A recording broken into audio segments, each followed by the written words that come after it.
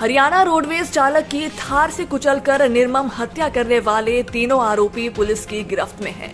ये वही अपराधी हैं जिनकी आंखों में अभी भी इस बात का कोई पछतावा नजर नहीं आ रहा कि इन्होंने अपनी नापाक हरकत से एक हंसी खुशी जीवन जी रहे परिवार की खुशियां छीन ली। करीब 7 दिन की कड़ी मेहनत के बाद सोनीपत क्राइम ब्रांच की टीम ने थार चालक प्रांजल और उसके 2 साथियों विकास और कुणाल को भी आज दिल्ली से गिरफ्तार कर लिया है।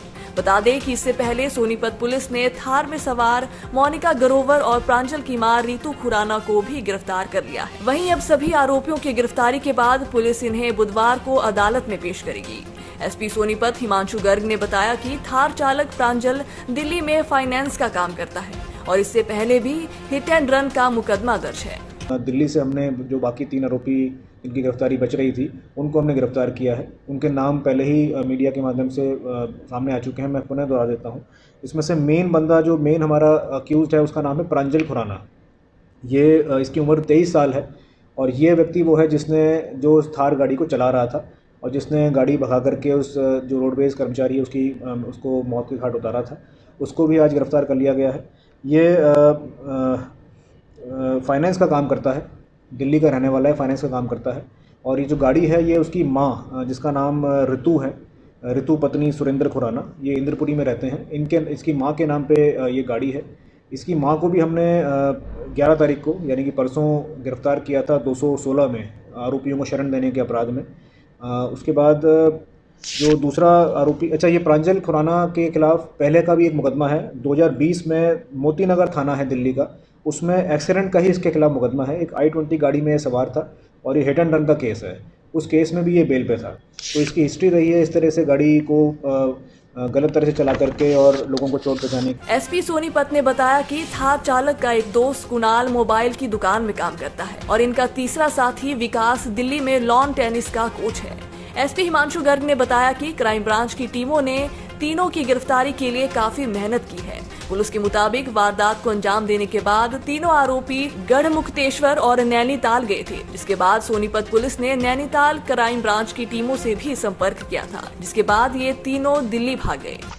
ये कुणाल भी मोती नगर दिल्ली का रहने वाला है। ये एक मोबाइल की दुकान पर नौकरी करता है। ये भी आज इसके गिरफ्तार किया गया। ये भी गाड़ी में सवार था, उसी थार गाड़ी में। और तीसरा आरोपी जो आज गिरफ्तार किया है उसका नाम है विकास। ये बसई दारापुर दिल्ली में रहने वाला है। इन तीनों लोगों की उम्र 24-25 साल के आसपास है। जो विकास लड़का है ये टेनिस का कोच है। ये पश्चिम बिहार में एकेडमी है लॉन टेनिस की, उस लॉन टेनिस एकेडमी में ये कोच है। और ये 5 तारीख को रात को ये चारों लोग, ये तीनों लड़के और जो एक मोनिका खुराना जो लेडी है, वो चारों यहाँ पर सोनीपत में आए थे रात के करीब 1 बजे के आसपास। गरम धर्म जो सोनीपत में ढाबा है मूर्थल क्षेत्र में, उसमें इन्होंने खाना खाया।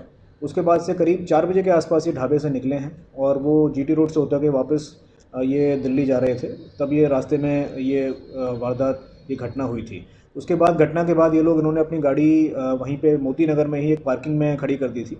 उसके बाद भी अगले कुछ दिन दिल्ली में रहे और जब हमने मोनिका को गिरफ्तार किया तो ये सतर्क हो गए। मीडिया के खबरों में भी काफ़ी चीज़ें चल रही थी तो उससे भी ये सतर्क हो गए। और उसके बाद ये जगह जगह इन्होंने कई जगह ये भाग गए थे, जैसे गढ़मुक्तेश्वर भी ये बीच में जा चुके हैं।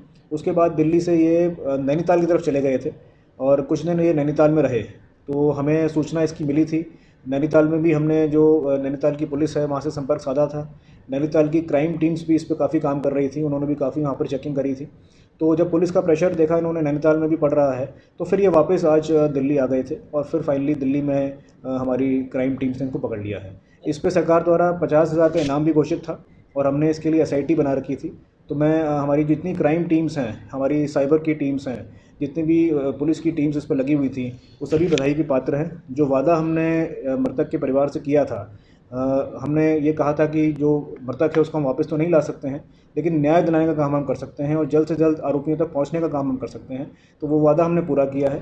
3 दिन के अंदर अंदर ये केस ट्रेस हुआ था, आरोपी की पहचान की गई थी और 7 दिन के अंदर अंदर इसमें जो भी आरोपी शामिल है उनको गिरफ्तार कर लिया गया है। बता दें कि 6 सितंबर को अलसुबह कुंडली थाने के सामने थार कार चालक ने हरियाणा रोडवेज के कर्मचारी को कुचलकर मौत के घाट उतार दिया था, जिसके बाद इस पूरे मामले ने तूल पकड़ा और हरियाणा रोडवेज के कर्मचारियों ने पूरे हरियाणा में एक दिन चक्का जाम कर सरकार और प्रशासन से न्याय की गुहार लगाई थी।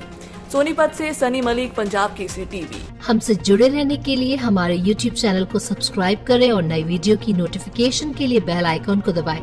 अगर आप ये वीडियो Facebook पर देख रहे हैं तो लाइक जरूर करें और ज्यादा से ज्यादा शेयर करें। धन्यवाद।